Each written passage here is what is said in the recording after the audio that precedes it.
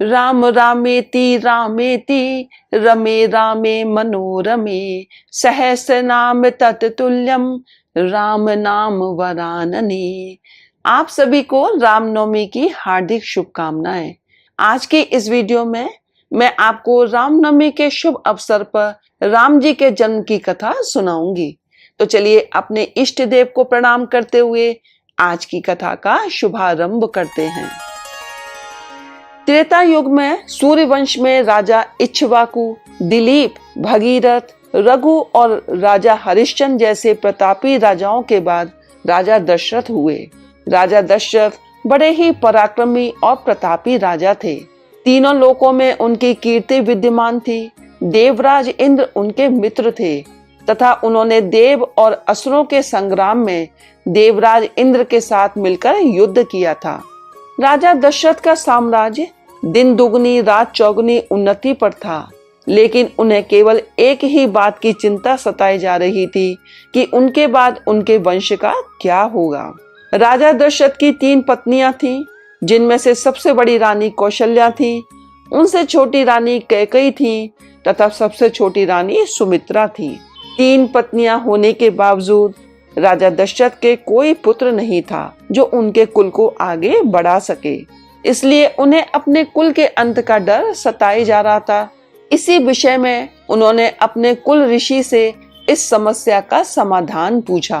उनके कुल ऋषि ने बताया कि उन्हें पुत्र प्राप्त करने के लिए पुत्रेष्टि यज्ञ संपन्न करना होगा, जिसके फलस्वरूप उन्हें पुत्र की प्राप्ति अवश्य होगी। लेकिन उन्होंने इसके साथ ही यह शर्त भी रखी कि वे स्वयं पुत्रेष्टि यज्ञ नहीं करवा सकते। इस यज्ञ के लिए राजा दशरथ को स्वयं जाकर श्रृंग मुनि को प्रसन्न करना होगा। श्रृंग मुनि अथर्ववेद के पूर्ण ज्ञाता हैं तथा वे पुत्र कामेष्टि यज्ञ के विशेषज्ञ हैं। वही इस यज्ञ को संपन्न करवा सकते हैं। राजा दशरथ पैदल वन में श्रृंग मुनि के पास जाते हैं तथा उनसे आग्रह करते हैं कि संतान सुख के लिए वो व्याकुल हैं, कृपया करके मेरी समस्या का समाधान कीजिए। राजा दशरथ की सादगी तथा विनम्र आदर भाव के कारण श्रृंग मुनि प्रसन्न हुए और उन्होंने दशरथ को वचन दिया कि वे उनका पुत्र कामेष्टि यज्ञ करवाएंगे। उसके पश्चात शुभ मुहूर्त देखकर उन्होंने दशरथ का पुत्र कामेष्टि यज्ञ संपन्न करवाया। यज्ञ संपन्न होने के बाद हवन कुंड में से अग्निदेव एक खीर का पात्र लेकर प्रकट हुए और राजा दशरथ से बोले, हे राजन, ये खीर ले जाओ और अपनी तीनों रानियों को बराबर खिला दो, इससे तुम्हें संतान की प्राप्ति अवश्य होगी। राजा दशरथ खीर का पात्र ले जाकर रानी कौशल्या तथा रानी कैकेयी को देते हैं। रानी कौशल्या तथा रानी कैकेयी अपने अपने पात्र में से एक एक निवाला सबसे छोटी रानी सुमित्रा को खिला देती हैं, जिसके प्रभाव से कुछ समय बाद राजा दशरथ के घर में एक साथ 4 पुत्रों का जन्म होता है। रानी कौशल्या सबसे बड़े पुत्र राम को जन्म देती हैं। उसके कुछ ही समय बाद रानी कैकेयी राजा दशरथ के दूसरे पुत्र भरत को जन्म देती हैं।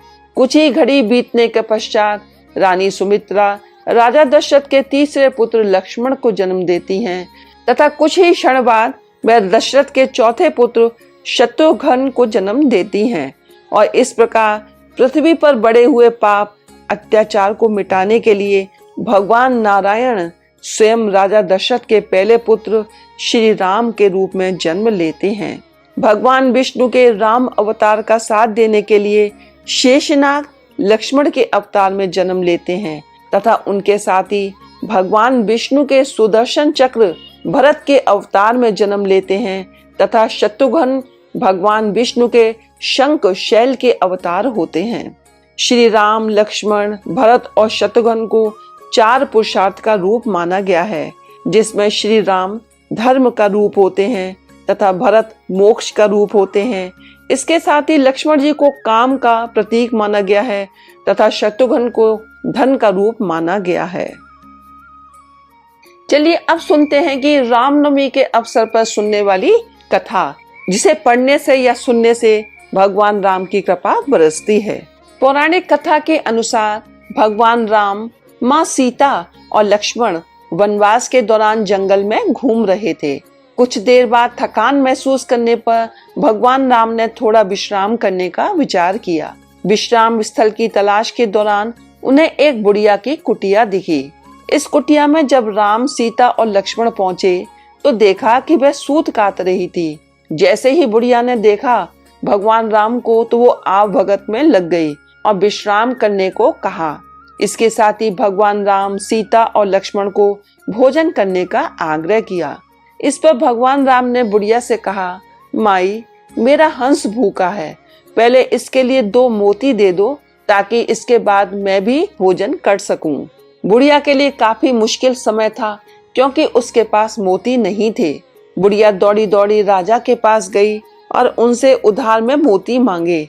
चूंकि राजा ये जानता था कि बुढ़िया 2 मोती वापस लौटाने में सक्षम नहीं है, तो उन्होंने पहले इनकार किया। लेकिन बुढ़िया ने बहुत बार अनुरोध किया तो बाद में राजा ने बुढ़िया पर तरस खाकर मोती दे दिए। बुढ़िया ने हंस को मोती खिला दिया, जिसके बाद भगवान राम ने भी भोजन ग्रहण किया। भगवान प्रसन्न होकर बुढ़िया के आंगन में एक मोतियों का पेड़ लगा गए। एक बार पेड़ से मिले मोती को बुढ़िया समेटकर राजा के पास ले गई। हैरान राजा ने पता किया कि आखिर बुढ़िया के पास इतने मोती कहाँ से आए। राजा को ज्ञात हुआ कि बुढ़िया के आंगन में पेड़ है, जिसके बाद वह राजा ने पेड़ ही अपने आंगन में मंगवा लिया। लेकिन राजा के राजमहल में आते ही पेड़ पर कांटे उगने लगे। एक दिन उस पेड़ का एक कांटा रानी के पैर में चुभ गया। तब राजा ने परेशान होकर दोबारा उस पेड़ को बुढ़िया के आंगन में लगवा दिया। प्रभु श्री राम की कृपा से पेड़ में फिर से मोती उगने लगे। अब जब पेड़ से मोती गिरता, बुढ़िया उसे उठाकर प्रभु के प्रसाद के रूप में सभी को बांट देती थी। बोले श्री रामचंद्र भगवान की जय हो। तो चलिए अब सुनते हैं तुलसीदास जी द्वारा रचित श्री राम स्तुति।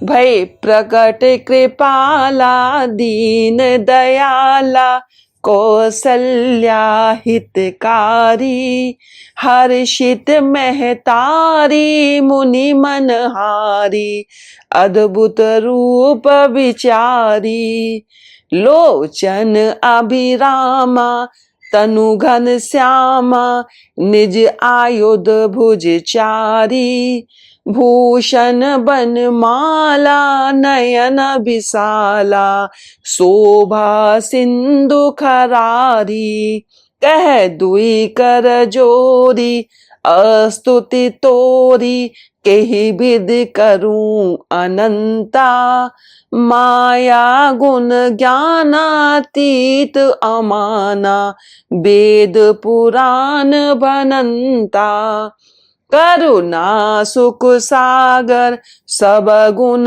आगर जेहि गावहि श्रुति संता सो मम हित लागी जन अनुरागी भयउ प्रगट श्री कंता ब्रह्मांड निकाया निर्मित माया रोम रोम प्रतिवेद कहे मम और सोबासी यह उपहासी सुनत धीर मति थिर न रहे उपजा जब ज्ञाना प्रभु मुस्काना चरित बहुत विद कीन चाहे कही कथा सुहाई मात बुझाई जेहि प्रकार सुत प्रेम लहे माता पुनि बोली सोमति डोली तजहु तात यह रूपा की जय शिशु लीला अति प्रिय शीला यह सुख परम अनूपा सुनि बचन सुजाना रोदन ठाना होई बालक सुर भूपा यह चरित जे गावई हरि पद पावई ते न परई भवकूपा विप्रधेनु सुर संत हित लीन मनुज अवतार निज इच्छा निर्मित तनु माया गुण गोपा। बोलो श्री रामचंद्र भगवान की जय हो।